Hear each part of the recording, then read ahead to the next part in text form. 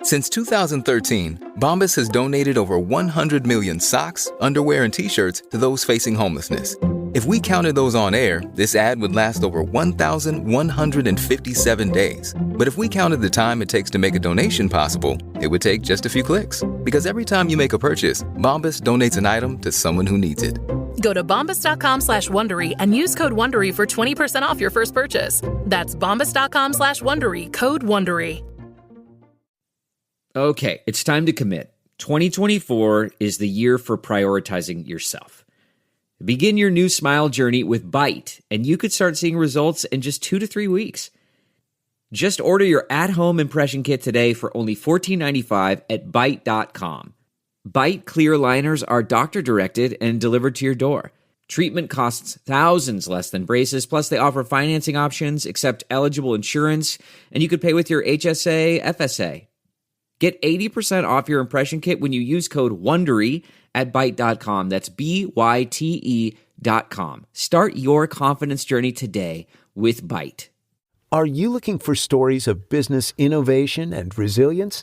Right now, you can tune into the Wondery podcast, How I Built This, to catch bonus episodes sponsored by Klaviyo.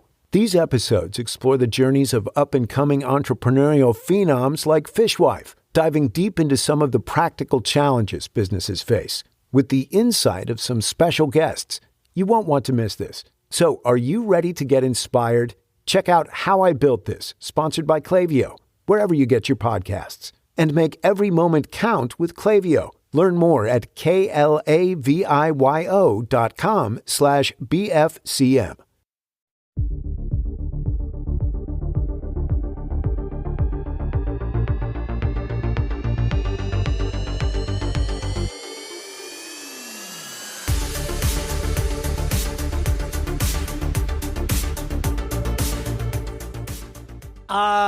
Welcome to Chris and Dominick's talking contest. I am going to win it this week. There's no doubt, because I think you win it every week, honestly, but you know what?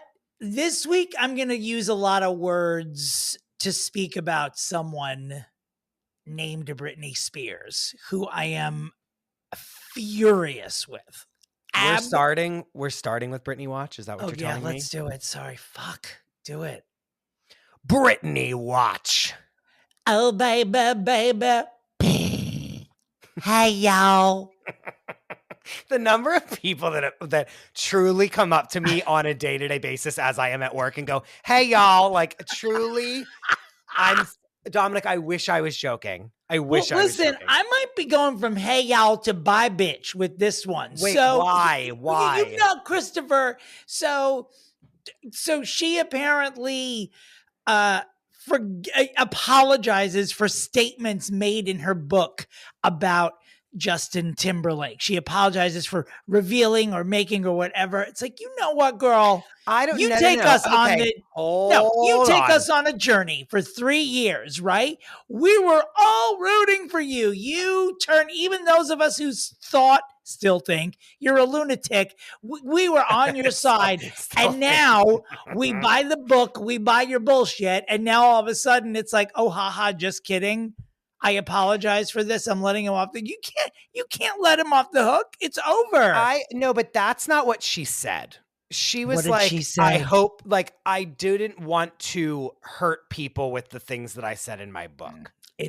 I'm sorry that's she's waving a white flag there. That is absolute I think bullshit. but here's what I am saying to you. I am saying is I think that she posted that to be like, I don't want people to be mean to him on purpose. Like, she was posting that for the army, aka me, to like put the guns down and like not attack him for all this. Well, speaking of bullshit, she should have told us that before we all went online and purchased or streamed her horrible song called Selfish just to play a joke on Justin Timberlake. I mean, how dare you? But just as bad as his song Selfish. That song is terrible.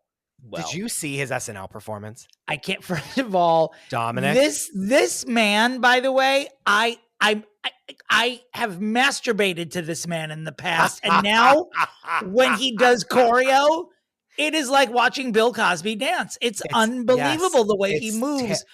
Put him away. Get rid of him. It's done. I thought Britney killed him already. And what is happening here? The first song he did was the worst song I've ever heard in my life. One of the listeners, who is my coworker, was like, a song with no melody and no chorus? Weird. And it truly was that first song that was not the one, not Selfish, the other one. When I tell you it was straight up just a bunch of words put together into a beat, it was...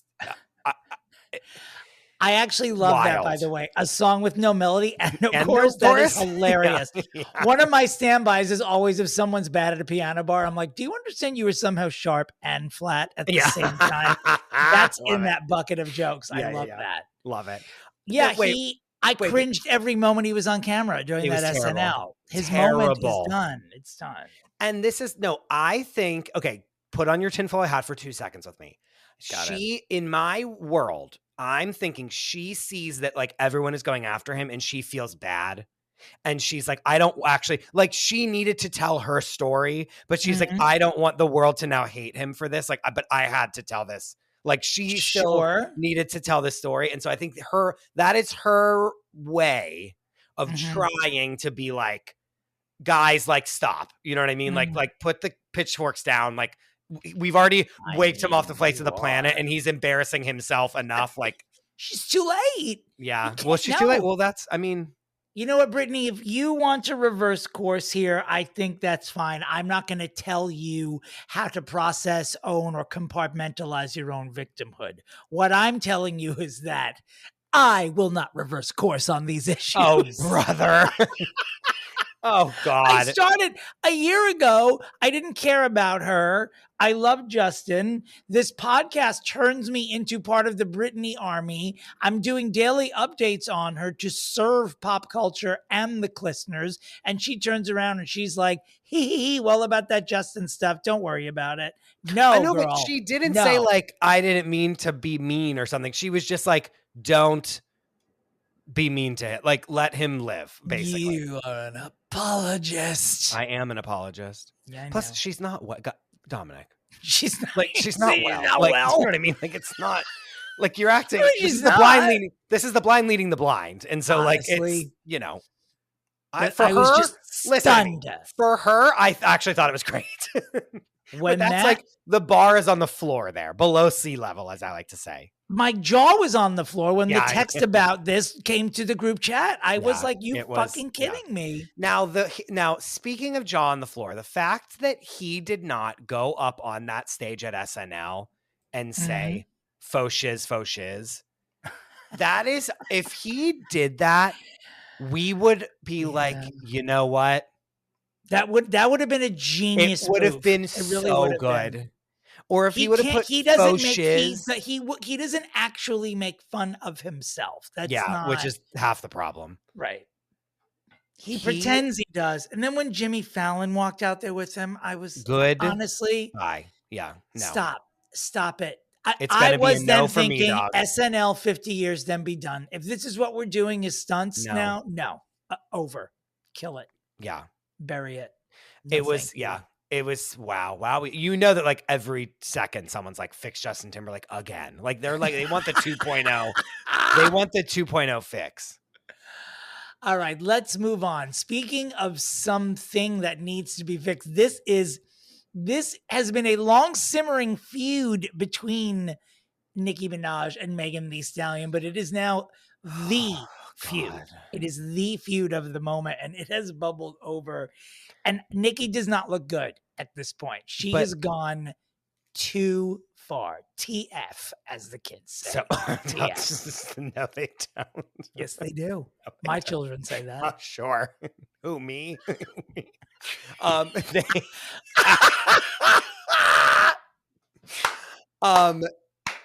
Know that when Hassan walked out the door, he was in the middle of saying that him and obviously friend of the pod, Leanna Inzerillo, have been sending each other 6-minute long voice memos discussing this feud. So I think they both need to come on together to fix Nicki Minaj with us. Just saying. I mean, I had to, it's been all over the webs. And so I did a little research today to figure out like how this all happened. And you forget Megan Thee Stallion's not been around that long, but I guess there was an Instagram Live, I guess in 2019 that cemented her career in Instagram. But she joined Nicki Minaj's Instagram Live. I didn't realize that Nicki had played like a role in Megan popping off, as it were. And then that's from that begat Hot Girl Summer. And then the following year, Megan did WAP with Cardi B, and all hell started to just break loose because Nicki and Cardi are enemies. Well, who've had physical altercations. Yes. At the Met Gala, remember? Well, no, I mean, like, what's the common denominator of all of these things? It's Nicki Minaj. Nicki Minaj. Yeah. Excuse me. And let me just go on the record saying I am scared of the Barbs. And so we should be. I'm treading very lightly with what I'm saying. And also Nicki's going into like fan comments and like attacking them, so like she could absolutely come for us like in any way possible. So I know that I am peeing my pants of fear as we speak about. I mean, maybe the whole thing is a stunt. It just doesn't feel like it though, because this stuff is very guttural. I think she likes to get in fights, and not in a fun like publicity way, in like a mean way. I don't know. Well, Megan should know that, because didn't Megan released her song called Hiss, and in it she very surreptitiously comes for Nicki by saying Megan versus Megan's Law, because Nicki's husband is a sex offender. That's a stretch to me. Really? Yes. Your opinion differs with that of everyone on the internet, the people who read the lyrics. Yes. Yeah.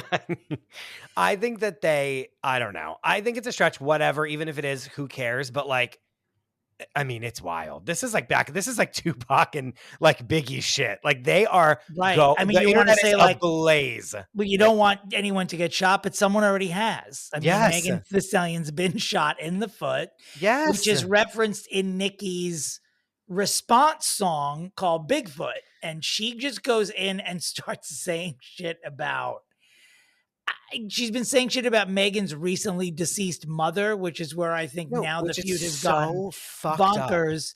And now there is added security at the graveyard that houses Megan Thee Stallion's mother because of threats from the Barbs. Nicki Minaj supporters. Yes, the Barbs.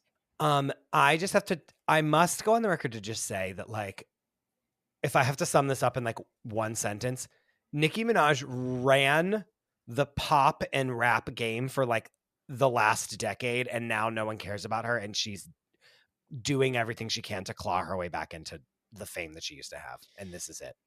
And it's not working. I'm not gonna argue with you. It's funny because a lot of people have been asking us to fix Nicki recently. No one has asked us to fix Megan. Maybe we need to take a long, hard look at Miss Nicole Minaj à Trois, which is her full name, I believe, from where she's from. Oh, Nika Mirage is her real name. I know that. Oh, work. Period. I don't know her middle name, though, so we'll see. Maybe we need to do like a big fix both of them at the same time. I don't know that Megan needs to be fixed, but we can argue about it. We can decide on that episode. We can discuss. All right, let's move on to the queen of the world, Ms. Taylor Louise Swift. This one, I mean, since we have last been here, there's 3 stories every day about her. It's insane. The entire world is run by Donald Trump and Taylor Swift. Yeah. It's pretty insane. We want to issue a retraction because last week on this broadcast, I mistakenly said that Taylor Swift was on her way to the Super Bowl, not realizing that one more game had to be won before that would be official. One more game has been won, which it means it now is official that she'll be going to the Super Bowl. And for all of the homophobic people who DM and texted me last week for not knowing this information, I don't care. I don't care if anything that we say here is factually correct. We do so much for you. Who gave you my number? We do so much for you. No, Dominic. I'm getting sick of it. I'm getting sick of it. Like the one thing that it's like, oh, this. I'm like, I haven't slept because I've stayed up all night editing these episodes, and that's what you're gonna say to me. Not this was funny. In other Taylor Swift news, I mean, this story is already, it's 3 days old, or 4 days old, and it feels like an eternity. But these naked pictures that happened in between our broadcasts. I feel like they've all come and gone. I did not look at any of them. Did you? Well, what I wasn't, no, I only know that people told me that this happened. I've been shooting a television show, so I truly have not been like on Instagram all day. So I'm not picking up all I feel like that was directed at me, which I find incredibly rude. I'm prepared to have a Nicki Megan style feud with me. That's what we do that every week, Dominic. I don't know what's changing. This is an entire dual diss track. That is what this podcast is. Is it not? I mean, it should be if it's not, because I think that's fun. That I know you do too. Wait, you didn't look at the pictures? All right, I didn't look at the pictures. I don't know what I was doing. Go ahead. I didn't look at the pictures, but someone said to me, we were saying her power, she's just so powerful. And someone, you know who it was? Isaac Butler from our Abby Lee Miller episode. Love him. Emmy nominee, Isaac Butler, GLAAD Award nominee, Isaac Butler. Right. He was like, the thing that's funny is like these AI photos of celebrities have been such a problem for like a couple months now. And like no one has taken any steps to correct it. Right. But once it's Taylor's, and now it's Taylor and she's like, I don't like this. And now like governments are like scuttling together to like make restrictions, which is like her power truly does know no bounds. I think that's the first time I've said twat on this podcast, by the way. Sure. This year. Yeah. I don't know that I use the T word very often. I don't really either. It's very guttural. I feel like the T word, to me, that word is actually filthier than the C word. Well, clit is like our brand of our entire lives. That's not the C word. That's a capital C word. No, I'm saying that. Why would you say twat when you could just say like anything that has to do with the we make it clit as something. So it's if I use the dirtier C word, that to me is not even, I don't even know that I use that as an insult anymore, to be honest, which is how it was born. I would use the word twat. Now, if I call you a twat, that means it's true disrespect. If I call you a cunt, it means I think you wear a crown, actually. Yeah. Okay, well. Charisma, what is it? Charisma, uniqueness, nerve, and talent. Yeah. That's right. But Taylor Swift, speaking of cunt, the cuntest move of the year, Taylor Swift is going to the Super Bowl because she's fucking someone who's going to be in it. I mean, come on. I love it. It's a fairy tale romance. It's utterly ridiculous. It really is a fairy tale romance. It's utterly ridiculous. She's going to perform in Japan and then get on an environment-destroying private plane powered by corpses and things in museums, and she's going to go to the Super Bowl and make out with her man. People are coming at her left and right. Yeah. Tucker Carlson has threatened suicide if the Chiefs Shut up. Super Bowl.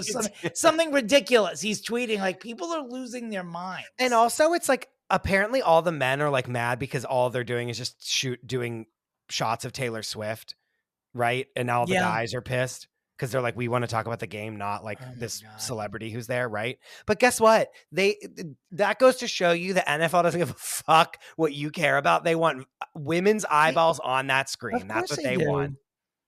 So can I tell you though, I'm scared for Travis Kelce when this breakup comes. He's done for. They have to get married. She knows they're gonna get married. She's but like, look, I'm holding a ticking time bomb. Yeah, like if they're definitely gonna get married because she's been seen or heard on Mike calling Travis Kelce's dad, calling him dad on like familiar, like you would call it an in-law. Yeah. Oh Lord.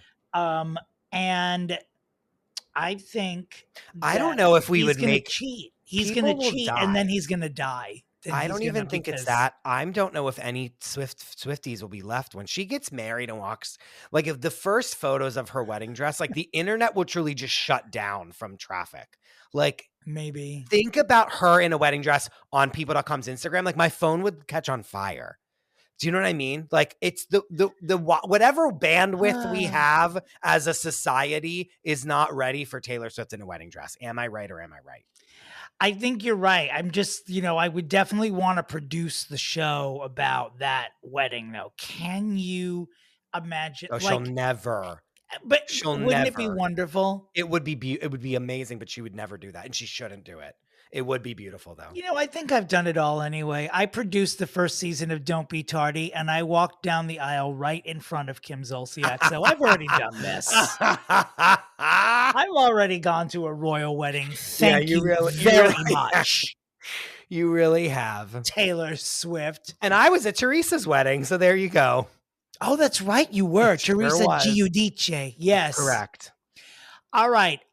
Speaking of pretension, ladies and gentlemen, I bring you what, even though it's the fourth thing we're talking about, it is probably the story of the week. And that is Anne Hathaway being caught on camera. Dominic, I'm just looking at Chris's face.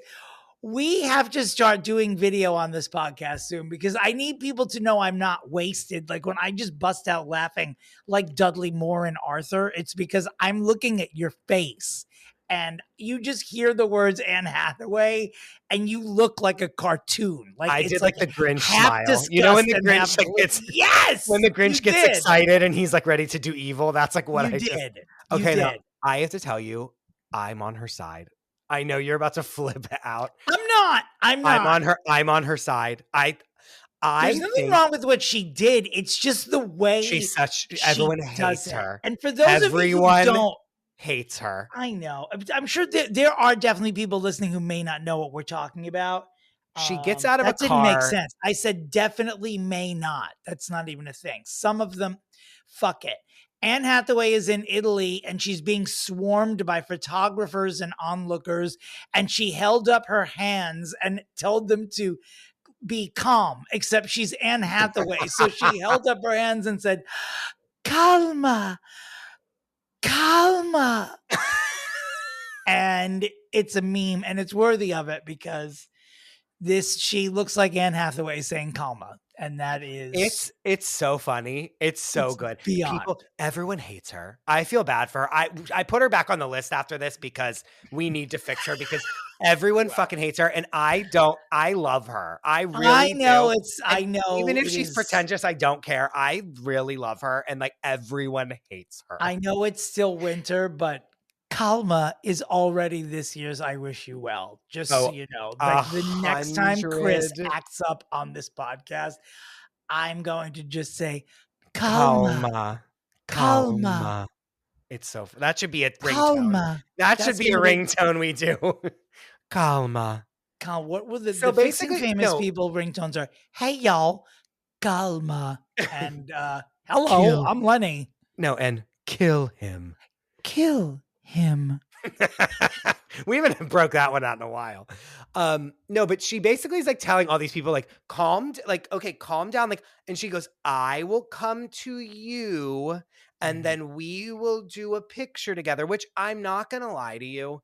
Like, and I can't believe that I'm about to liken Anne Hathaway in Italy to me and BravoCon in Las Vegas. But like, when people are like ready to take a picture with a famous person, it is scary. Like they were probably like all like, and not for nothing. No one wants to talk to anyone anymore. Like when I tell you every person at BravoCon was like, no one even cared what I had to say. All they wanted was a photo.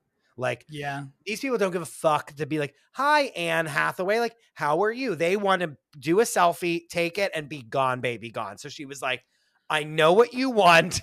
Everyone just stand in a line and we'll do this in an orderly fashion, which I respect. Calma. Did she look like an alien whenever she was doing it? Yes. Does she look like one from the moment she wakes up until she goes to sleep? Also, yes. Yes. And that's why I like her. It is good. I mean, it's a meme factory. I have something else to tell you about a celebrity we have fixed. Candace Cameron Bure, known, of course, to this planet and podcast as CCB. Yeah.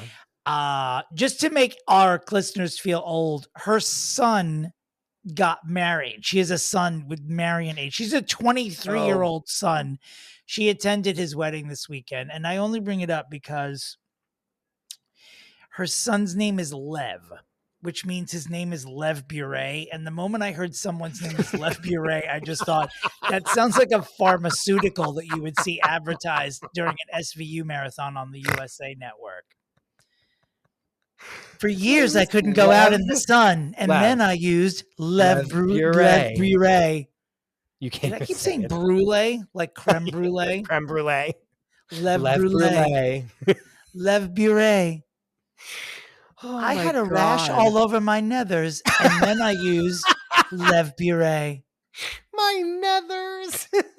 Do not use Lèvre Brûlée if you are the member of any race. Yeah. Oh my God. I mean, that CCB. What's she up to? How was her? Does she have like an update of like how Christmas was? You know what I mean? I want to know how the holiday season was for GAC. Well, all I know is they are very Christian. So if she is a child that's married, she's going to be a grandmother by Christmas. Oh, it's probably a shotgun wedding, honestly. I don't know. Because they're like, we had to breed now. They're very blonde. Son looks very gay. People who are very Christian, no matter their gender, just look like gay men to me. Yeah, they really do. All of them. Very boyish and like. Yeah. Yeah. Frustrated.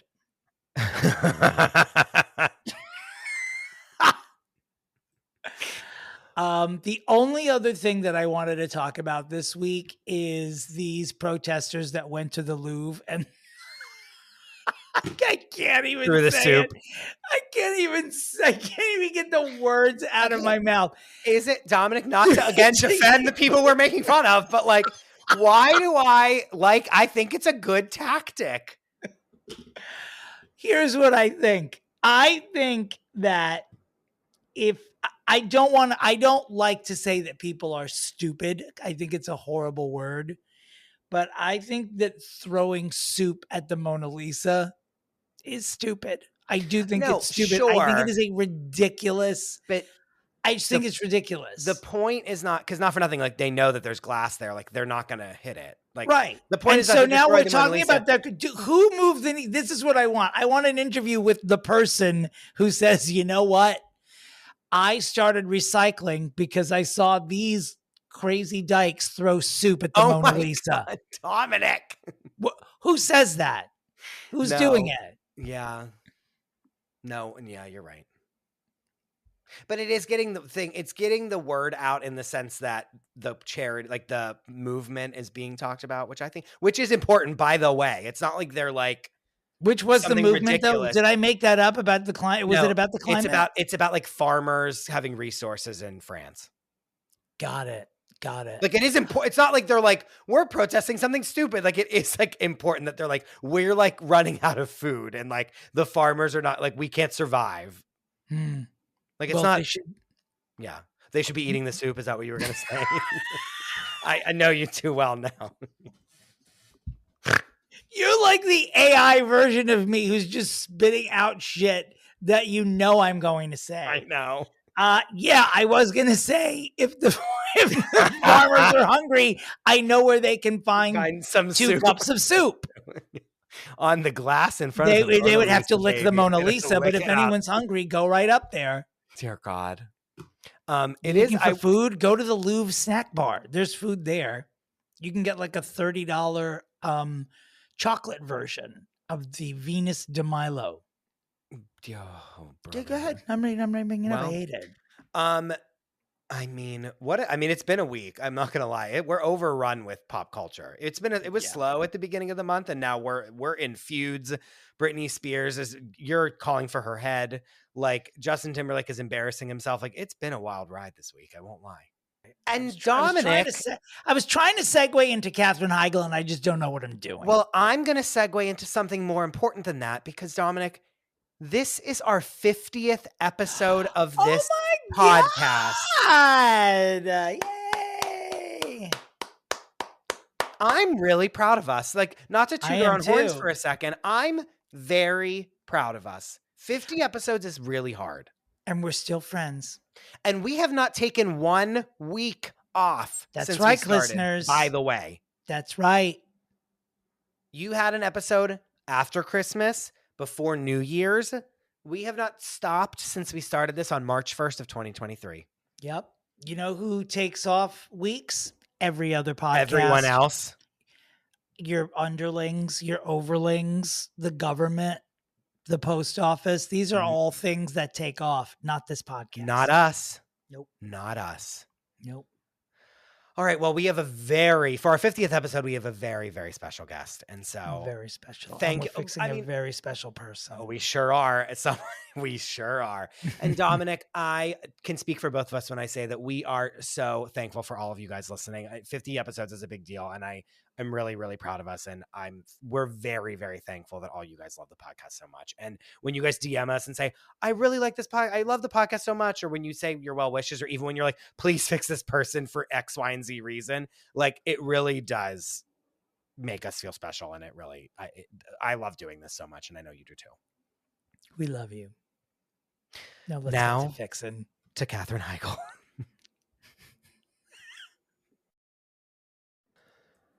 All right, Dominick, there's times in this podcast when we get a big one, and this might be the biggest one of them all. You know him. I don't even need to explain who he is. It's the queen of cozy content, Danny Pellegrino from the Everything Iconic podcast and many other things. Danny, thank you so much, Chris. For being thank you, here. Chris. Thank you, Dominick. I'm so happy to be here. Thank you for having me. And to We talk about are one of my so all-time happy. favorite topics, which is Katherine Heigl. When I sent you the list, I was like, he's going to pick Katherine Heigl. Like, I should have just said, let's do Katherine Heigl. But then I was like, you never know. Who knows? And I sent it to you. And then immediately you were like, okay, here's when I can do it. And also, obviously, we're doing Katherine Heigl. So Thank you.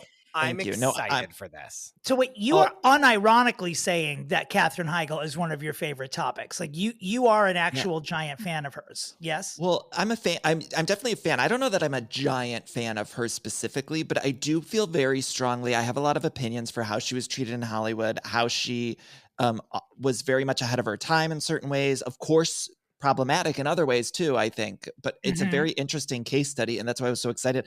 I feel like there was a time in my show, I've had my podcast for maybe 5 years or something, but there was a time I remember people were like, stop talking about Katherine Heigl. Because I would always just say like, I feel so strongly that she was mistreated. And I think looking back on some of like her gaffes and failures, the big ones that come to mind, which I'm sure we'll talk about, is like people were mad she threw the Grey's Anatomy writers under the bus. People were mad she threw Knocked Up under the bus. But I think even like something like Knocked Up, I always think about because she was very spot on with her analysis of that. And I think if an actor came out in present day with the same analysis of a movie, she said basically the women are shrews in that movie and the men are the ones who get to have the fun. And I think she was right about that, but she was totally maligned for that. Or even with the Grey's Anatomy thing, she said she had won an Emmy and she said, I didn't feel I got the material that deserved another Emmy. And so she wanted to open it up for somebody else to take the slot instead of just sort of slipping in there. And even though she was already awarded, and at that point, her character was doing CPR on a deer. And it's like, I actually think it was probably, if that happened now, people would applaud her and say like, yeah, you gave a slot to somebody who wouldn't otherwise be recognized. Like you're stepping aside so somebody could come in here. I understand. I'm not applauding that at all because I'll tell you what, if I get nominated for an Emmy and I'm sweating it and I'm like, wow, I sucked this year and the writing was bad and they nominate me, I'm like, oh, I don't know how the fuck I pulled that off, but I will take this slot.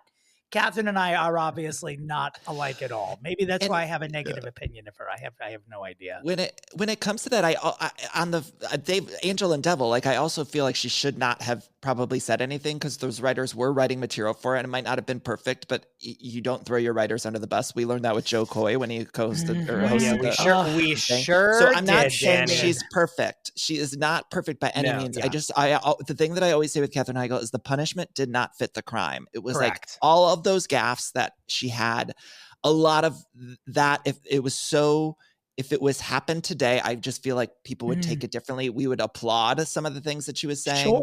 Sure, I hear you.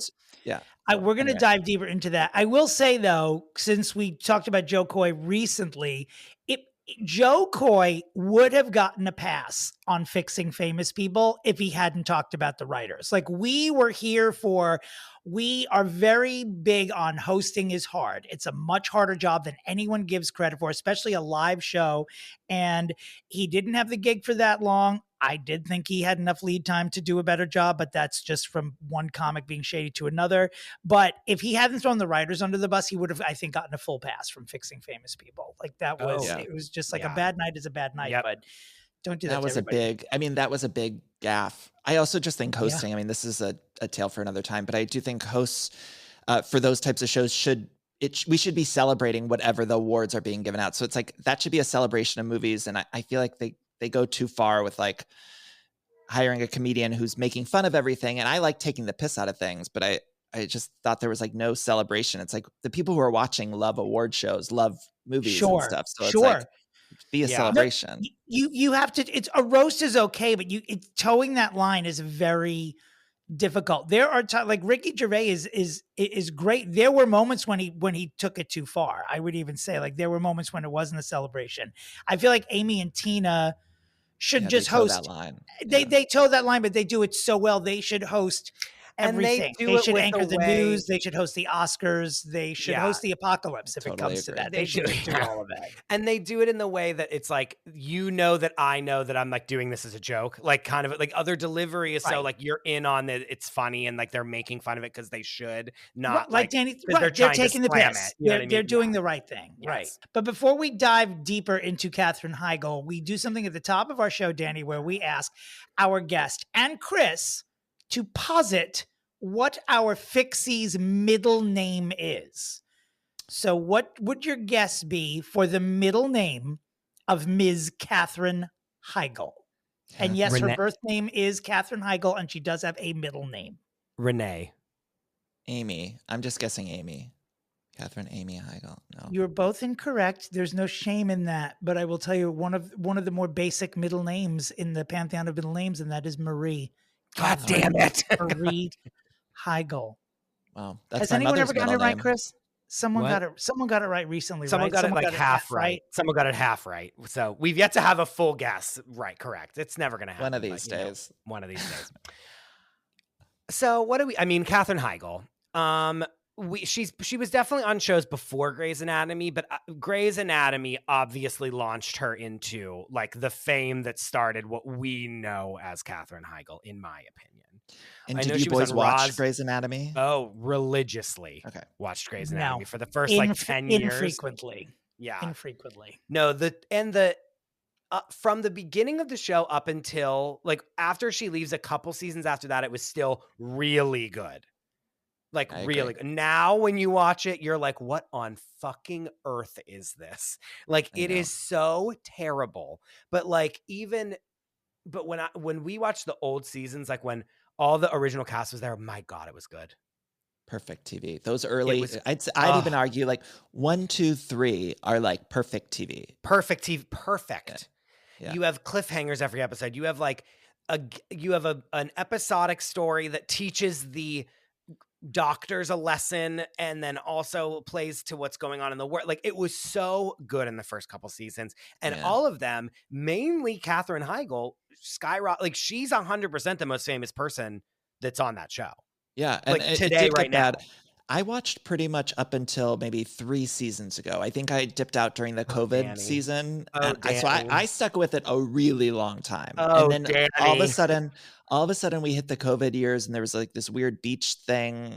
I don't even know how to explain, so I won't. But it got like way too Well, it turned into Desperate Housewives, where it was like, remember when on Desperate Housewives, they're like, a plane crash just like hit into someone's home. Like there was a tornado down the street. It turned into Desperate Housewives. Yeah. Like the shooter in the hospital was like exhilarating. And then they tried to top that every year after. And it was just, there's a plane crash and all these main characters die because they don't want to be on the show anymore. Like there's this happens and then like an explosion and then the dock rips apart and there was all these like natural disasters happening that was like too much. I didn't even know the show was still on until they reunited at the Emmys. And so for 30 seconds, I thought, I guess the show is canceled. And my friend Amanda was like, this show's still on television. Like, no. Dominick, because it's like season 20, isn't it? Yeah, it's like season 40. I think even more than that. Yeah. And also Grey's isn't even there anymore. Ellen Pompeo is like just sort of a guest star now. And so she's not a full-time cast member. Any of the people that were on the beginning, are any of them still on it?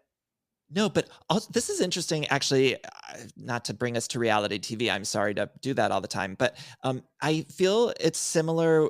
We talk about how the early seasons are so good, but it's like that initial cast was cast with chemistry in mind. Yes. And so they were cast to have this perfect chemistry. And then as slowly you start taking the people out and they start putting in new people, it's like that original chemistry is gone and sort of the character dynamics don't work as well in the puzzle. Yeah, no. And it turned into like a spot, like, oh, I'm going to do a guest spot on this show versus like, I remember when it was like, remember when like the new residents were coming in like the first couple seasons, it was like, oh my God, there's these new characters and like, what's going to happen? And they like layered it so well where they, you know, the new people intermingled. Sarah Ramirez as Callie, Dr. Callie, like coming in and like shaking it up and like being yeah, it was such a good show and it's just so terrible.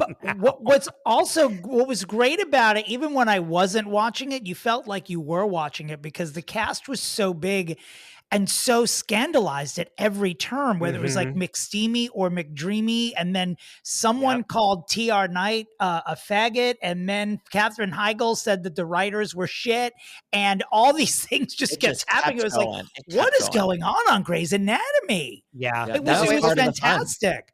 It was their shadow publicist did a brilliant job 10 years ago, keeping all of these people in the spotlight, ruining their personal lives, but definitely keeping the show on the tip of everyone's tongue for sure. There's a fantastic book about the oral history of Grey's Anatomy that came out, I think last year, maybe it was 2 years ago now. But if anyone listening is a fan of Grey's Anatomy, I thought it was so good. And it goes into sort of all those scandals. And I'm trying to think of like what big takeaway. I felt like one of the big takeaways was I don't think people loved Patrick Dempsey. Am I making that up? I don't know. It's interesting. Everyone should go read it if they're into that. Several people that I follow on socials over the past couple of years, I want to say, and I thought this would become a bigger deal during COVID, and maybe it did, and I'm not aware, but they'd never seen Grey's before, and they started over the past few years just watching from season 1 and sort of posting their emotional journey. And like you guys are saying, like it was obviously the first 3 years were a whirlwind emotionally for everyone watching the show. But then they all sort of summarily died off, I want to say around season 7 or 8. So I don't know what happened around that time or if that's when Shonda left the show officially or however it went down. But they're really going through it as though they have discovered like this Rosetta Stone for TV drama, the greatest thing ever.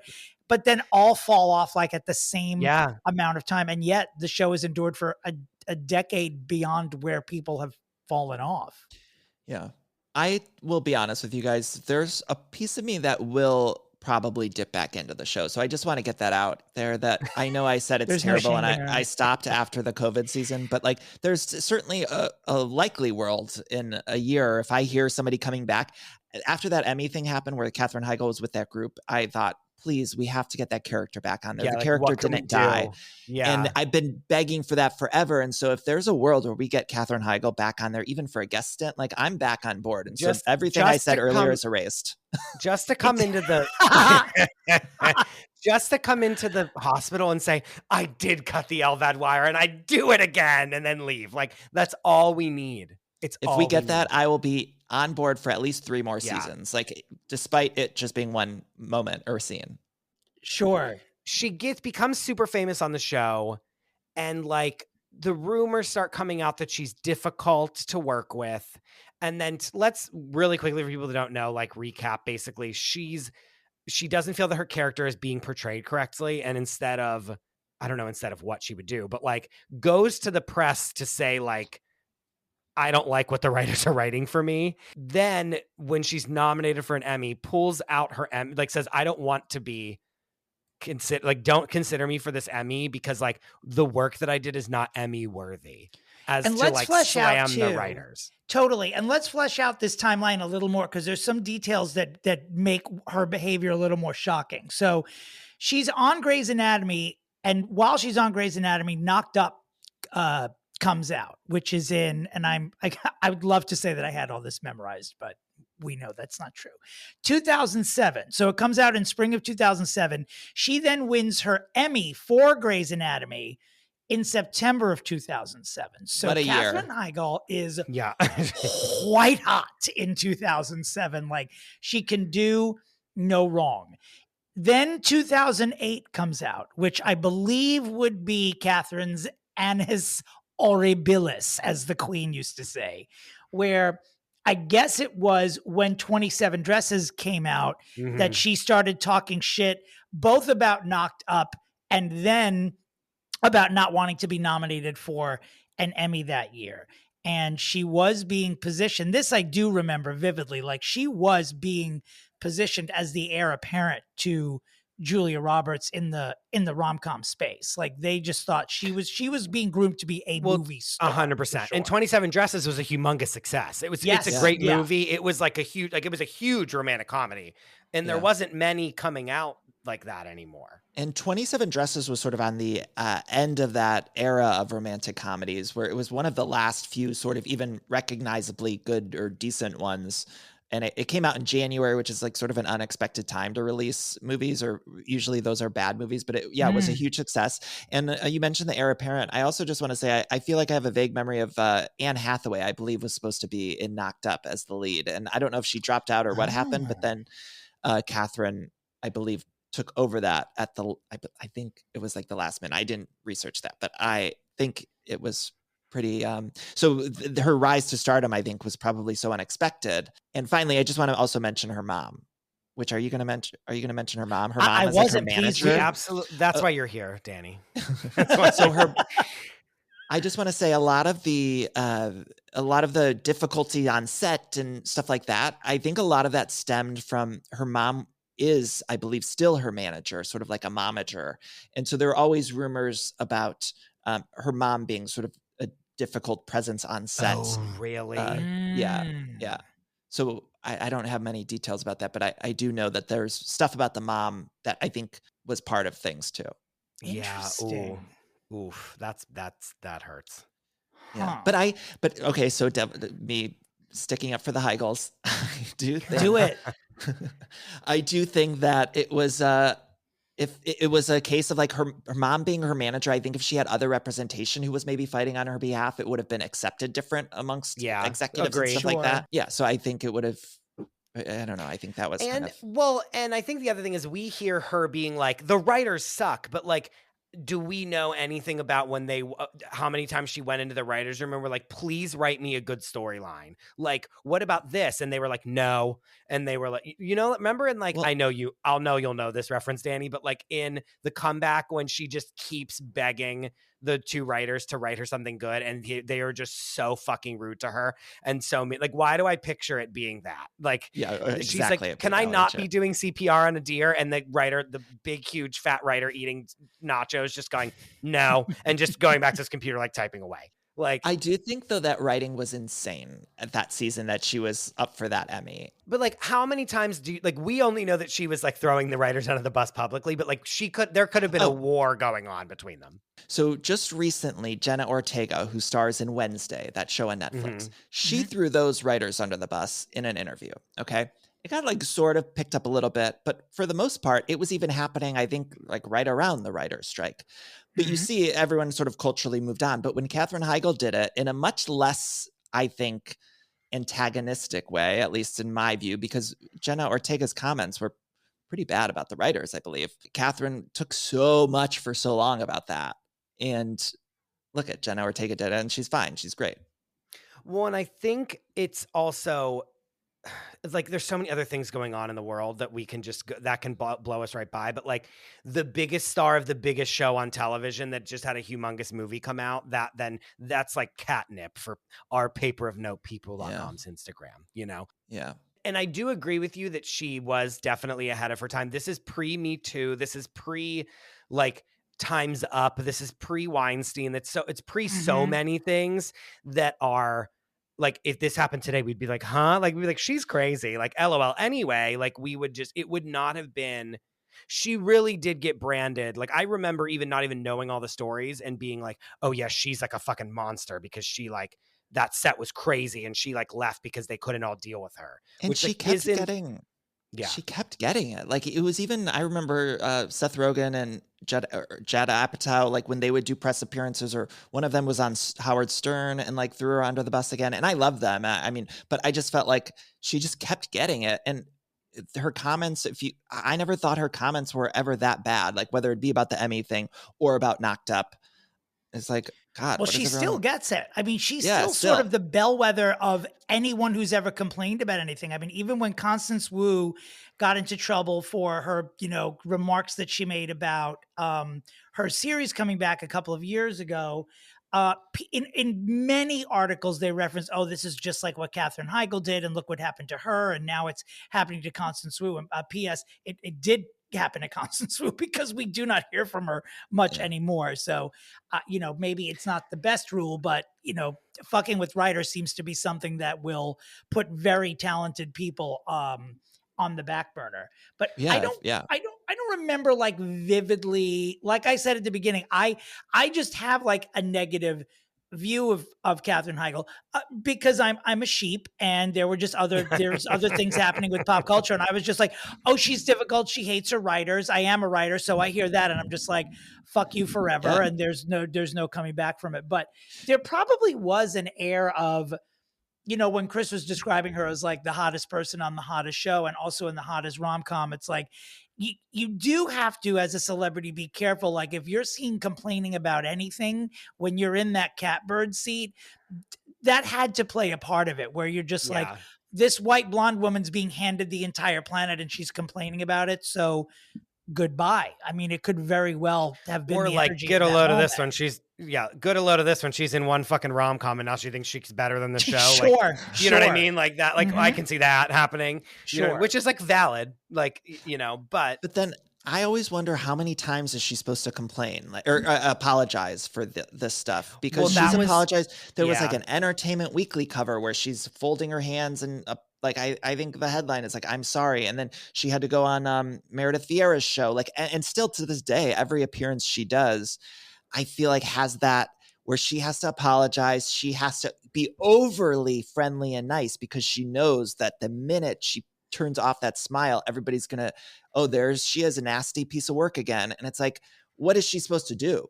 Yeah. No, I mean, it's hard. People have done and said much worse, and it has been treated much more incidentally than it was for her. It just, I mean, what do you say? It just had to be sort of time and place. Perfect storm.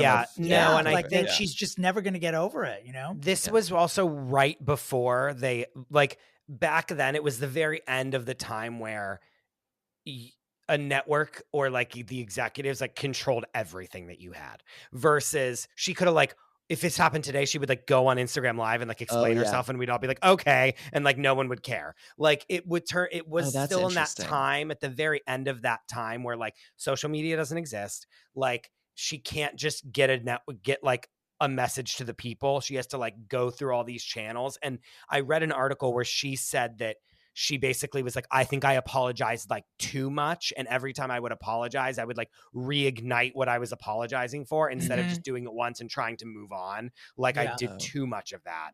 And it like, it shot me in the, I shot myself in the foot. I hope that one day she has like a big project and that people sort of culturally look back on a lot of these things we're talking about and maybe just look at them through another lens. Because we so often look back on media from the 2000s and stuff, whether it be people like Britney Spears, Lindsay Lohan, like we're constantly sort of reanalyzing that, but we haven't reached that moment with all this Katherine Heigl stuff. And obviously there are bigger things to talk about. And I'm not saying that that's what the world should be focused on, but I do think there will eventually be some more culturally people looking back on that time and saying, wait, were we wrong about that? Or was the punishment happening. not too hard? You're not far off at all, actually, because I think that's happening. And for that time period, because of, and I can't believe in the span of how long have we been talking, a half hour? I'm almost now, you sort of made me change my opinion about Katherine Heigl mildly, but because of, and I can't believe I'm going to say these two words, but hey, y'all, I think that the reckoning for Britney Spears is sort of turning we're rewriting our own mental history about how we feel about these things, because it's from the same period of time too. You're talking about like 2006 to 2010 or so, which is 2007 was a year. Like, you know what I mean? That was, a lot went down that year. Britney and Katherine. Yeah. So there is a world where you lump them in the same basket, which is like, why didn't anyone listen to me? I wasn't that wrong. Why did you treat me like shit? There is a moment, and that's the whole those are the Britney, Paris, Lilo years as well. Like those are Yeah. pretty hot years in pop culture history. You know, I feel very similarly with Katherine Heigl as I do with Meg Ryan. I love Meg Ryan. Chris probably knows this, but I love her. But I think the media also treated her in a similar way with all the Dennis Quaid and Russell Crowe stuff. And she was really villainized for so much in her looks. And I mean, even I could talk for hours about Meg Ryan's looks being so maligned by media, because nowadays, if you go back and look at 2007, 2008 Meg Ryan, which was when she was doing like The Women, she looks stunningly beautiful and actually looks like she has less work done than the majority of people on screen do now. But she was like the poster child for like, oh, bad botched work. And every magazine cover was that. And now I look back on that time we were talking about that, and it's like, she looks phenomenal and also so much less filler and whatever than by today's standards now. You're like, what? Like, you're like, I don't even see any fillers compared to what people are doing today to their faces for no reason at all. She took all those punches. She took all the punches about her relationship with Dennis Quaid, even though we found out much later that he had been cheating, and there was all this stuff, but it was like she became the villain punching bag, and it really fucked her career. Like with Katherine, was it just I can't remember. Was it just a press release? Because if so, also it seems crazy. It seems sort of crazy that a PR person would have put out that statement, because I thought Katherine's was like a professional PR statement, like to the Emmy voters or something, that just said, I don't feel I've been given the material. But I thought it came through like a press thing. I don't think it was just like probably. I would assume so. Well, and in which case, Wikipedia. It's like crazy to think that a PR person was like, yeah, let's release that. Well, the comments about Knocked Up were in a Vanity Fair interview. I'm getting this off Wikipedia. I do not have this memorized. She admitted that although she enjoyed working with Judd Apatow and Seth Rogen when she started Knocked Up, she had a hard time enjoying the film because she called the film, quote, a little sexist, claiming that the film paints the women as shrews, as humorless and uptight, and it paints the men as lovable, goofy, fun-loving guys. Apatow and Rogen were reportedly not pleased with Heigl's interview. So that one sentence there might be a key to this whole puzzle. Yeah, I remember them years later. I don't know if it was Seth or Judd or both, but addressing it on Howard Stern. And I remember thinking like they just went too hard for her again. It was like exactly the quote that she said about Knocked Up is exactly right.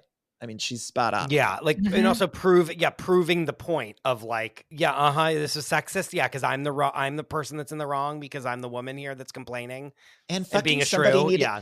People needed to say it at that time. We weren't getting movies like starring, especially comedic movies starring women at that time, and so it's like she was criticizing it, I think, to also help women have better roles in comedies and stuff. And not at that time, all those Apatow movies were like the only comedies getting made. And it was like, she was just saying, we shouldn't want the female characters in these movies to just always be the shrews, always be just so the supporting. Yeah. And she has said since then, not really apologetically, but she's like, I stand by my opinion. I'm disheartened that it's become the focus of my experience with the movie because my motive was to encourage other women to not take certain elements of the movie too seriously and to remember it's a broad comedy. So it really is sort of akin to the stuff Molly Ringwald has been saying about John Hughes. But again, maybe she did it too soon. Maybe Judd Apatow and Seth Rogen are babies and were instrumental in blackballing her. I don't know. You know what they produced after she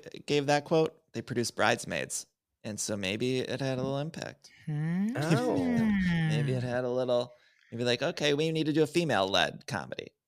I do love the Apatow comedies. I feel like I'm talking shit, and I think Seth Rogen's I mean, no, you're just saying what happened. We're reading stuff on the internet. It is what it is. Yeah, no, they're great, but they're like anything. They are of the moment. I mean, there are things I watch in Moonstruck, and I'm like, I wince, and then I remember it's Moonstruck. It's beyond reproach, and then I come back to earth. But still, you can find it in anything. You know, I mean, anything's going to be of the moment it was made.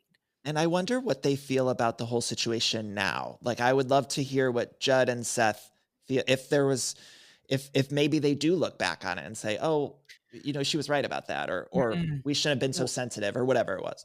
Sure. Well, and you know what's funny is that they teed it up very well at the Emmys because they all were holding hands with her when she delivered the line that was like, and some of us have gone away since like the show, or like some of us have gone away from the show since it started or something, whatever her line was. And she was holding hands with Ellen Pompeo and someone else next to her. And it was like very much like a Unity looking kind of like, we're here for you kind of you know what I mean? Like, I don't know. It was very much like we stand in solidarity with Katherine Heigl, like approach. And I think that tees her up very well for like a comeback in the sense that I hope so. Ellen's always had her back. Ellen Pompeo, like they did an Actors on Actors last year. And then also I remember seeing some other interview, I think in a podcast or something, but, and Ellen has been very defending of Katherine on her own podcast, which I don't know that she still has, but I did listen to her podcast a long time ago, and she was always like basically defending Katherine Heigl. So I think they had a good relationship, and I do believe Katherine has a good relationship with people like Kate Walsh and other people from the show. Obviously, she was really close with TR Knight. If you didn't know any of that, I feel like you just look at Katherine Heigl and you're like, oh, she's such an asshole, and because of those headlines, and it doesn't fit the crime. Well, and again, it's like, because we see the one part that's out in the open. We don't like, who knows how many times she had gotten in fights with the executives being like, why am I on the show if you're just going to like throw me to the wolves? Do you know what I mean? Like if she I'm also just fucked like a ghost. She fucked a ghost. Do you remember that? Oh my God. Yeah, I forgot. I remember this. I actually know about. Yes, this because it's her dead partner came back or something, right? This I remember reading about. All of a sudden in my head, it was like I just had a flash of it just now. I was like, oh yeah, she fucked a ghost. Because like, she cuts one of the biggest things of the entire season in one of her final seasons is that she starts like falling in love with this like heart patient that needs like a transplant. She on purpose cuts his like LVAD wire that like is keeping him alive so that he'll code so that he'll jump to the top of the list for a heart transplant, and then he ends up dying. And so like the end of the season is her like grappling with the loss, and then eventually they use it to like get her off of the show because she like runs away because she's like done such a bad thing. Now I'm wondering if the writers must have hated her, right? Like now I'm thinking, well, I think after all this they were like, this stupid okay. bitch, like we're running you right out of town, you know what I mean? That's what I think. Yeah, that's the piece of the puzzle that I must have missed, because now that I'm thinking of the ghost sex and the deer situation that she gave CPR to, that came after. Oh, that was so they hated her. Retaliation. Okay. That was retaliation. Okay. Yeah, they hated her by that point. Okay. Yeah. They were like, what else? What other? Again, like Valerie Cherish. Like, what other dumb things can we make her do to like until she runs away? God, I love now I just want to rewatch it and just think of her as Valerie Cherish. I know, but she's not though, because I think she's I don't know. Anyway, didn't she also do a movie with Gerard Butler? Am I making that up? Yes, it's called The Ugly. It was called The Ugly Truth. I was googling because I was like, there are more rom-coms than 27 Dresses. Obviously, that's the one that comes to mind. But like, she then did have some decently successful other like rom-coms. There was one called Ashton Kutcher called The Killers. Yeah. And they were like, I'm looking at that. They were like assassins or something. I remember that was like all over billboards and like cabs in the city. I remember when that was coming out, and it was like on every cab in New York. More recently, I saw that movie she did where she's like a killer or something. Not a killer, but she's a killer. It's sort of like that Beyonce movie Obsessed, but it's with Katherine Heigl, and I thought that was going to be, to me, that was like going to kickstart the renaissance for her, and then it didn't. It was called Unforgettable. Is it called Unforgettable with Rosario Dawson? Yes, Rosario Dawson. Okay, that's a good, like, if you want a pulpy, cheap thriller, like that's a good rental for the weekend. Anyone who's listening, like it's good in that bad way. She was gonna be. Remember, she was like a rom-com star that was like actually a murderer, and or something, and it was called One for the Money. She was in that. Yeah, I saw that. She was in movies. Like, it's not like she didn't. They just like got slower and slower and worse and less and less successful. But I think that Netflix show she did was really successful. I didn't watch that, but I do think that did really well. It did really well when it came out. Like when the final season came out, it was like, I think #1. I know one of the girls that plays like not her, but the other main character as the younger version. And she like, it was, I know that it was successful. A lot of people watched it. It was called Firefly Lane. Oh yeah. Firefly. Right. Yeah. But again, like that didn't do it's like Sarah Chalk, who used to be on Roseanne, and then a few other things, and then like these other actors, and then Katherine Heigl. You know what I mean? It's like she's very out of place for like all the things she's doing now. It's like she's way too famous to be like in this ensemble cast thing, you know? Yeah. It's and sad. she did a bunch of ensemble cast things because she did New Year's Eve, which I love. Yes. It's a crazy, crazy fucking movie, but Dear God. terrible movie, but I love it. And then also she did something called like The Big Wedding, which was like an ensemble. Yes, Robert De Niro, Diane Keaton. Uh-huh. That one was bad. I didn't like that one. But New Year's Eve, I fucking ride hard for. I love it. That is part of that Gary Marshall 13 Yes. incomplete Yes. storyline ensemble films. Yeah, like absolutely And insane. There were rumors about that movie. I don't know if this was true, and I shouldn't be spreading these rumors because here I am defending Katherine Heigl, but there were rumors that her and Sofia Vergara on New Year's Eve didn't get along. But because all their scenes are together. But I love... I'm always looking at Katherine interviews. Just recently, she was on, I don't know if it was, what was the last award show, but she was interviewed by Laverne Cox. And they also were in a CBS show together that only lasted like 6 episodes or something. It was like nothing.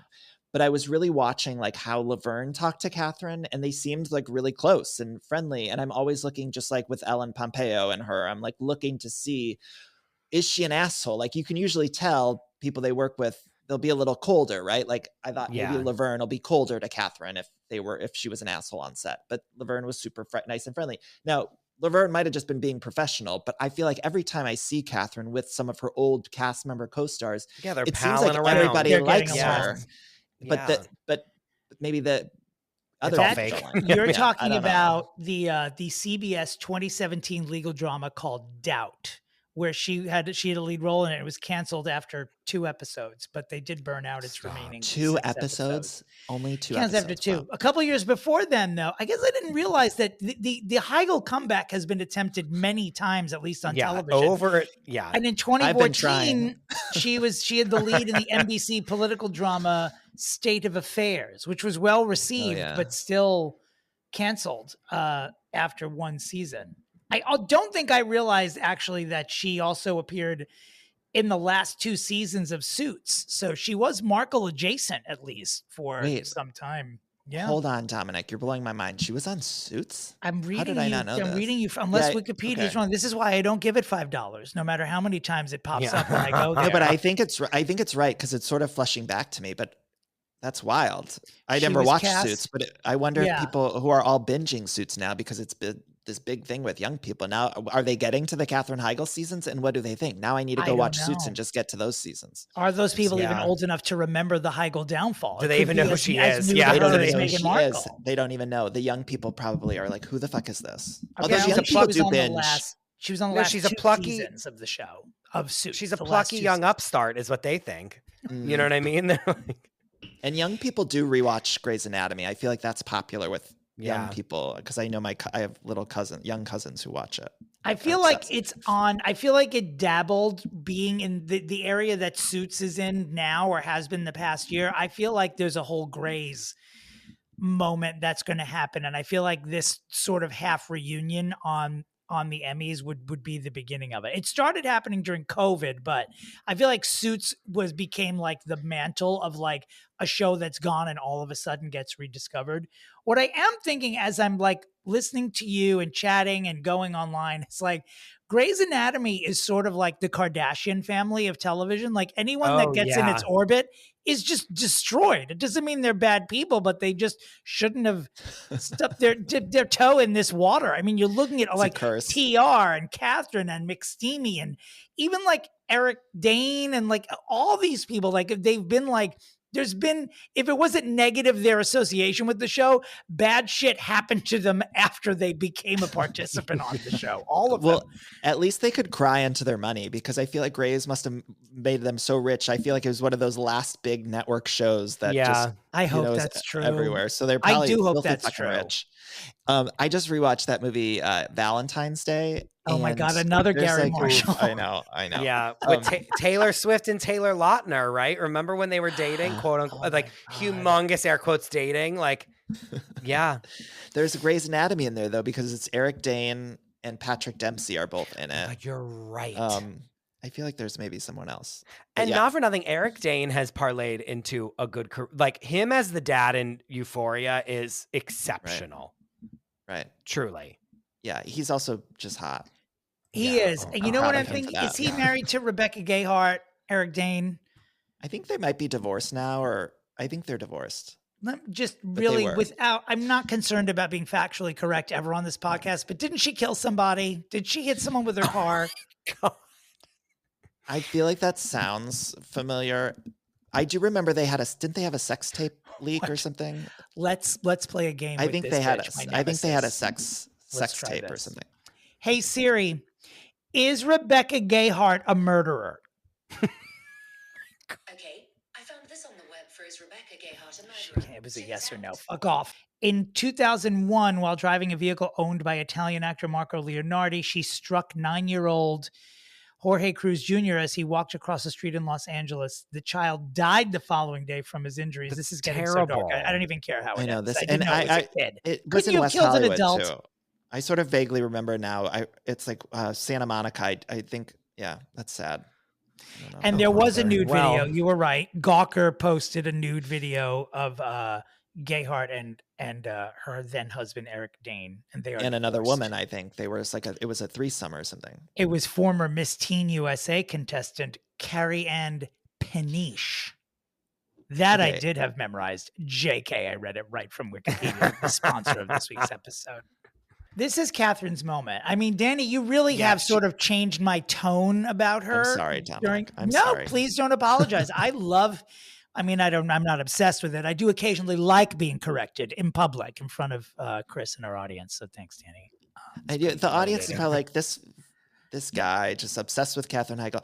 But I'm sorry. you but it's no, my truth. don't apologize. I think you're right. I think that she has been overly abused, and I do think that she is on the verge of a comeback. I do think that her appearing on the Emmys was sort of the pebble that starts that ripple. And as I'm doing the research, because it's always good to do the research during the actual broadcast rather than before, because I'm very busy not doing anything, that her co-stars in recent years have come out to defend her. And when she was doing that show you guys were talking about earlier, Firefly Lane, during the press for that in 2021 was when she said that she was done apologizing for her past reputation and being labeled as difficult and all that stuff. And Ellen Pompeo, your girl, as you said in an interview just last year, that Katherine Heigl would have been branded a hero today for her remarks in 2009 about their 17-hour workday. Katherine Heigl was ahead of her time. She made a statement about our crazy hours. And of course, it was like, let's slam a woman and call her ungrateful.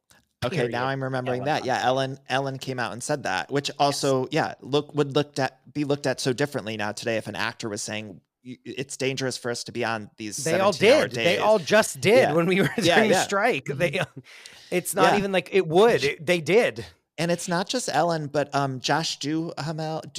I don't know how you say his Duhamel. He did that other movie, which I actually really liked, where they adopt the kid because the siblings die or something. I forget what the name of it is, but it's like more of a drama. But he's come out and said really wonderful things about her. I just saw an interview where the interviewer sort of alluded like, oh, Katherine must have been a piece of work. And he's like, no, like she was great, like whatever. James Marsden also has come out and said like what a delight she was working. So it seems to me like most of the people who have worked with her, of course there were people and everyone's going to have a bad experience, but it seems like a lot of her co-stars or former co-stars have come out and said things as well in her defense. Yeah. And they are developing 28 dresses or 27 dresses. I've heard. I don't know if it'll happen, but I do know they are trying to figure that out. When I you hope they hear do. anything further about that, let us know. I did have a meeting about it, but I'm not writing it, but I did. But I do think that they're trying to figure out a take for that. Which is their mistake for you not writing it, because look at what you've done on this I for know, an look hour. at- Have see? defended Exactly. her. Yes. That was what Danny, I was trying. That's probably why they didn't hire me, because I was in the meeting. They're like, "No, this fucking I love her." psychopath won't stop talking. Like, they're like, we get it. They're like, we want to do a movie. Well, they're like, we can get him within 50 feet of Katherine Heigl. He'll kill her. Like, they're like, actually, we want to center it on their kids. And I'm like, no, it's starring, like she's the lead and whatever. Yeah. They're not doing my take of it. But I think that, I do feel very strongly about her. And I think that rom-com fans, like we love 27 Dresses and Knocked Up. And so I think she's right for it. Going forward, I think what would be interesting is getting her on board. There are talks about doing another Knocked Up. They did Knocked Up and then This Is 40.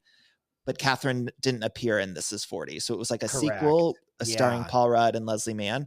But they've recently said they want to do, I could think This Is 50 or whatever it is now. Judd Apatow has said that in an interview. And I think that could be such a great way. Get that character back in there, even if it's just a little cameo. I think that would tell everyone like, oh, they're good now.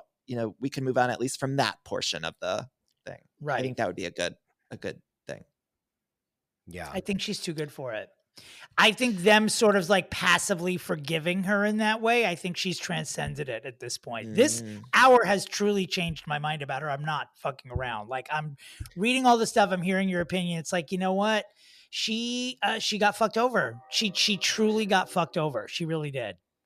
But that's kind of the power of the media too. It's like we just sort of inhale these things, and whatever the opinion coming at us is tends to be a lot of times what we just take away from the experience. So we're like, this person's a monster. Got it. Like, understood. And then we move on with our day. Yeah. Oh, an asshole. Okay. Yeah. I never want to work with her. Moving on. Yeah. And sometimes I think it's not the case, but sometimes it is. Yeah. I've already forgiven Joe Coy. Like, I know that he knows he fucked up and he's on the verge of fucking his career up forever. I don't know if he's apologized for it, but I know he knows he's wrong. And I don't think we need to like rake him over the coals forever. And I have now, Katherine Heigl did not seek my forgiveness, nor does she care? I'll give it to her. Would she care? But if I were in a position, I would say, I care. I don't forgive you because it turns out you didn't do anything wrong. You have my apology, not my forgiveness, Katherine Heigl. I can't believe the words that are coming out of my mouth. I really can't. So we're ready to pitch? I'm ready if you are. I'm ready. Let's go. Katherine Heigl.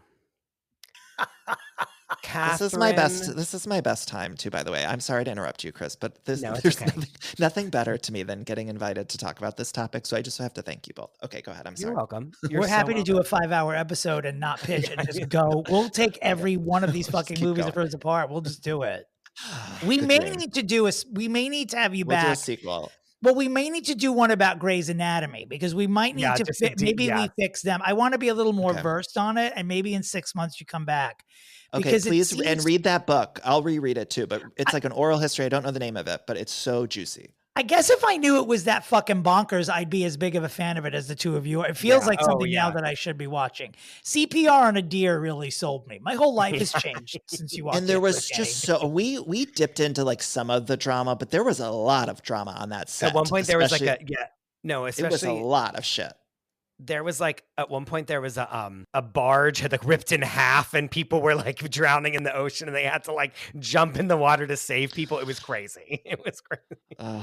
Okay. Chris, remember the time that the lion escaped and there was a lion running down the street and they had to. This is why I didn't get into it, because I was, we're all always watching 30 things at one time that we're obsessed with equally. And Grey's Anatomy always just felt like a lifestyle rather than a television show. I was like, I felt like it would take over everything the way that DNR did when I was in college or whatever. I was like, I can't do this again. I can't do it. Now I can't wait to watch it. And now there's so many episodes that I think it becomes overwhelming to people to think, oh, I'm going to binge it because there's so many seasons. But I think if somebody has never watched it, just go into a binge thinking, I'm just going to make it to season 5, or just do the first 5 or whatever. And then just say, oh, I'm going to be done with it then, because those first handful of seasons are so fucking good.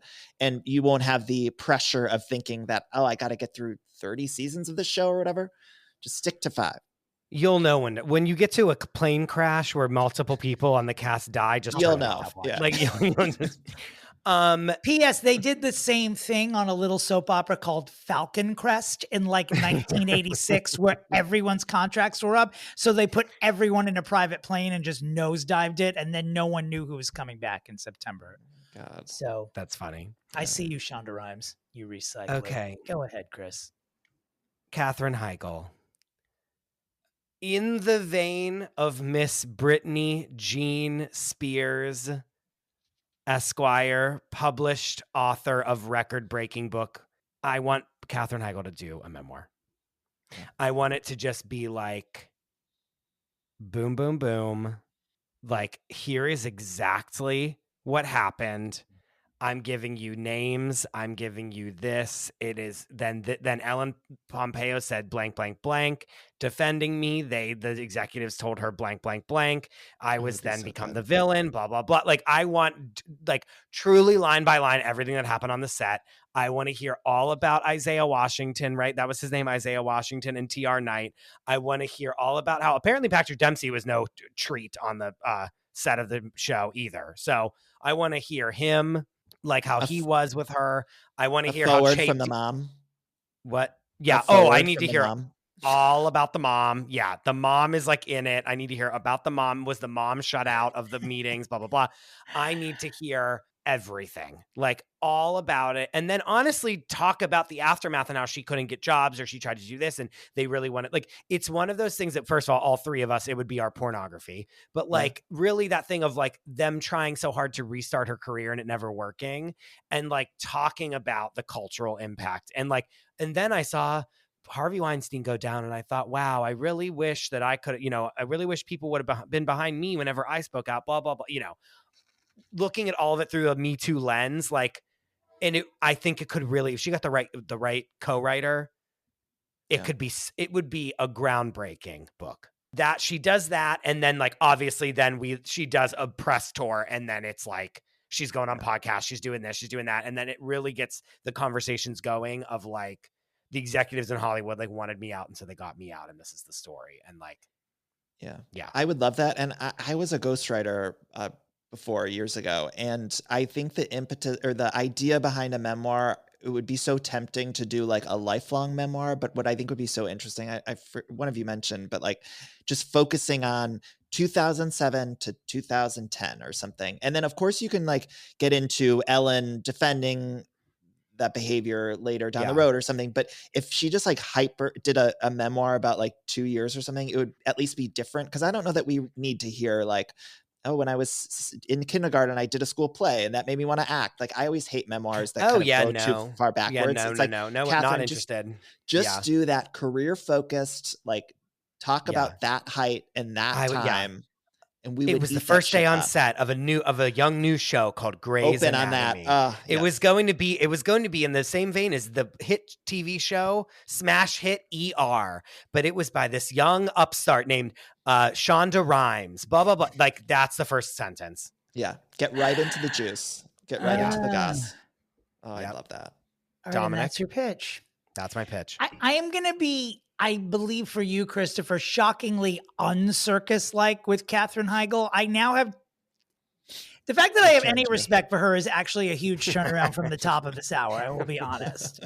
The transformative powers of Mr. Danny Pellegrino have truly changed the tone of this podcast. But I'm honored.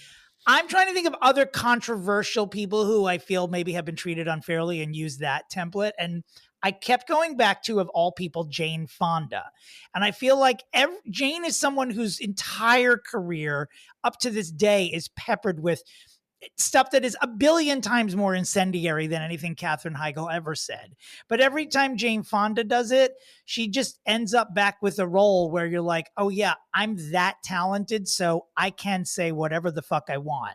And I'm looking at this list of all the projects that Katherine's worked on since the, Grey's Gate, if we're going to call it that. And it's been, there's been rom-coms and there's been State of Affairs and all this other shit, but she just needs something bigger. So I don't know what role the mom plays, but I can tell you in the past 14 years, she's done a terrible job of keeping her daughter's career afloat. So without even knowing that, I'm just going to say, fire the mom and give Katherine Heigl Medea. or give her Mama Rose on Broadway, or just give her something. Because every time Jane Fonda gets in trouble, they're like, oh yeah, well, here's another Oscar nomination. Oh, you think I hate half the country? Here's on Golden Pond. Here's Grace and Frankie, a 5th act production that she's brilliant in. Here's a cameo on The Newsroom on HBO. It's like, you people who want to hate Jane Fonda, they probably still hate her, but they at least say that she's talented when they watch what she does. And I don't think that Katherine Heigl's been given the chance to do it. So she shouldn't be apologizing anymore. She needs someone to take a chance on her. She just needs to get rid of her mother and have some ballsy producer say, I'm going to give you a 1-woman show on Broadway. Even if no one goes, as long as the reviews are really good, she can just move on to something else. She should just start playing like iconic female roles. Yeah. Obviously, this is easier said than done, but that's my pitch. I don't know why I'm sticking with Medea. I do mean, of course, the Greek tragedy, not the. That's what I thought you meant Tyler Perry at first. Yeah, no. Like, wait, she should play Medea. No, if she played that Medea, that would be problematic. Like that's another way to go, is taking over that. That would role. not help her career at all. And I just think of Mama Rose, or maybe Hello Dolly, or just something. Just give me the most juicy. dramatic thing you could do, and just be Lady Macbeth. There's something that's attainable. Pair her up with TR as Macbeth. Pair her up with Isaiah Washington as Macbeth, and put them the on headlines. Broadway. The headlines. Oh, that would be so juicy.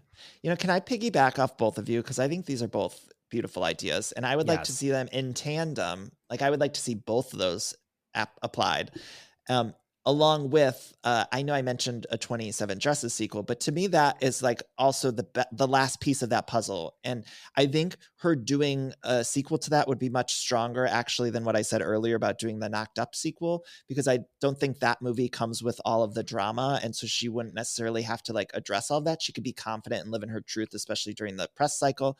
But then it would remind audiences of what they loved about 27 Dresses. And I think the key to that is like, you have to I think they need to like just focus on making that a good fucking movie. And so although they didn't like my idea for writing that movie, they really should have hired me, but that's a tale for another time.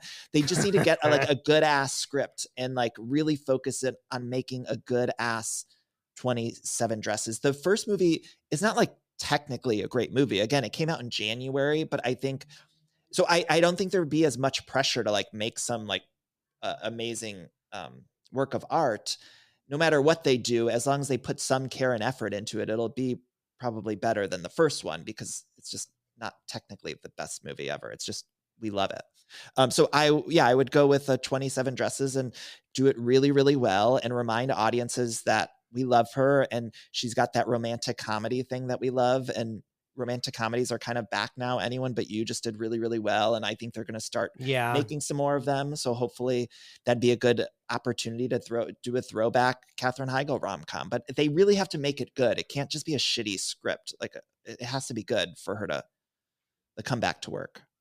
I am not trying to cop out or forfeit or anything, but I genuinely feel, Christopher, tell me if you agree with this, anything other than a declaration of a 3-way tie this week would seem homophobic to me. That's what I'm saying. Because sometimes they come on and we're just like, holy shit, that's light years better than what we thought. Sometimes a guest pitches, like we did with poor Erin Bagwell, who I love, and we just say, no, thank you. Please choose between ours. But I feel like Danny's idea is the third course to a perfect Katherine Heigl meal here. All three of those things together, I think, would make that career where we solved her career issues. This is our first 3-way tie in the history of fixing famous people. This is an unprecedented moment. In an unprecedented move, we are going to do a 3-way tie for the first time in the history of this podcast. For Katherine Heigl, man. Katherine Heigl's the one that fosters this fucking monumental achievement. I don't get it. Not what I was expecting when I put this mic shield on today. You just gotta ride the wave of life, much like the cast of Grey's Anatomy did. Sometimes you'll get waves. For real though, like, even though she's not done anything real and like that we like have loved in the last 10 years, like she still is like an A-list celebrity. Like even though she's hated, like if you see her on a red carpet, like it's a big deal. And I'd also just say that aside from Grey's Anatomy, those early seasons, most of what she's done, even the best of it, is still pretty bad. Like I of course love her, and so 27 Dresses I love, but it's not technically it's bad. Like I don't think anything she's done is like I don't think anything she's done is as good as like My Best Friend's Wedding or When Harry Met Sally or something like that. Like she's still like a tier below any of those. But here I am I will fight to the death about a 27. Because you are fighting for her. You're still enchanted with her promise, because were it not for her remarks, she would have been on the Julia, Sandra, Meg Ryan. She would have been there. She would have been there for the past 14 years if all this stuff didn't happen. If she didn't, she should have been doing. If she wasn't a woman with an opinion. She should be in Shotgun Wedding. Like she should be the J-Lo role and something like that, or Ticket to Paradise, or there are some of these newer rom-coms that have an older demographic, and so I just need Katherine to get one of those. Well, she's going to. First, she's going to get. It's going to be 28 Dresses, which is going to come out the same week that her memoir comes out, and when she opens on Broadway. As Reno Sweeney, probably in Anything Goes. That's what I'm just going to throw out there right now. Before you cut me off, is Knocked Up, would you consider Knocked Up like an all-time great comedy? No. I wouldn't personally, but I would consider it like, it's definitely like a template for a certain kind. Like it has a place in history and like the Apatow canon. Like, but it's not like super bad. Like, do you know what I mean? Like super bad, I think is like something that people quote. Like people don't quote Knocked Up. Like people don't. No. I also have to tell you, I confuse Knocked Up and 40-Year-Old Version routinely. Even though I know they're different movies, different years, but they're sort of the same energy to me, and I think of them as the same movie. Yeah. I apologize. Yeah, I don't even know. I can't even really understand what the cultural footprint is of Knocked Up. Like maybe because it's more of a straight movie, and so I'm just not sure. But do straight people? That's what I'm trying to think. Do straight people really like that movie? Or I don't think so. I don't think it gets like the praise that other ones in the same realm get. But all this, we could talk about this all day. What's the movie where the security guard doesn't let Leslie Mann and someone else into the club because they're too fucking old? Do you know that movie where he's like, I want to let you in here, but you're just too fucking old? That's Knocked Up. That's Knocked Up. It is Knocked Up? I think. I get mixed up between This Is 40 and Knocked Up. Like I might have even meant that, actually. Yeah, maybe it might have been that. I might have meant they all just sort of bleed together because they're brother. Okay, Dominick. Okay. I know that 40-Year-Old Version is the Kelly Clarkson chest waxing one. That I'm 100% sure about. I remember liking them all. Like I love all those movies, and I'm sure if I were to see it, I don't have cable anymore. Like I just stream things. But if I had cable and was flipping through, I would stop. Or if I'm in a hotel room and I see one of those, like I'll stop and put it on. But I just don't know if they have that kind of cultural footprint. I used to think Knocked Up would, but I don't know. I feel like you're right. It doesn't really. I feel like that 40-Year-Old Virgin, and what's the other one? What's the third one that we were just talking about? This Is 40. Is that one? Is that the name of a film? Yeah. This Is 40. Those are all sort of the same movie to me, really, because they all came out around the same time-ish. I don't know. And I do Chris, still want This Is 50 because I love Leslie Mann. Okay, go ahead. Yeah. Ditto. Danny Pellegrino, thank you so much for being with us. Tell everyone, tell the 1.5 listeners that don't know who you are that listen to this podcast where they can listen to Everything Iconic. Oh, thank you. Wherever you listen to your podcasts, my podcast is called Everything Iconic. And I have 2 books out that if you're interested, they're essay collections. And I know Katherine Heigl's mentioned throughout one or both of them, at least at some point. I'm certain of it. I just don't know where or when exactly. But I know Katherine's name dropped because there's lots of pop culture references and stuff in those books. But check them out. Wonderful. Thank you so much. Thank you guys for having me. Such a dream. I can't wait for part 2 where we're going to just, Dominick's going to come in after having watched. Dominick get to watch it. You're going to hate my level of expertise of Grey's Anatomy when we come back here. You're going to hang up and I'm going to keep talking about it. And I'm like, in episode 404, Before we do that, I'll go back and catch the seasons I gave up on. So I'll have to watch maybe 2 seasons. Dominick, where can people find you? On social media at Dominick Pupa, or my website's domintary.com, or just go to the Fixing Famous People Insta page and you can squirrel your way to me from there. And Christopher, where can the people find you? You can find me at the Chris DeRosa. You can find the show at Fixing Famous People, and you can find the Patreon at patreon.com/Fixing Famous People. I wish you both well. And as always, where's Shelley? Goodbye.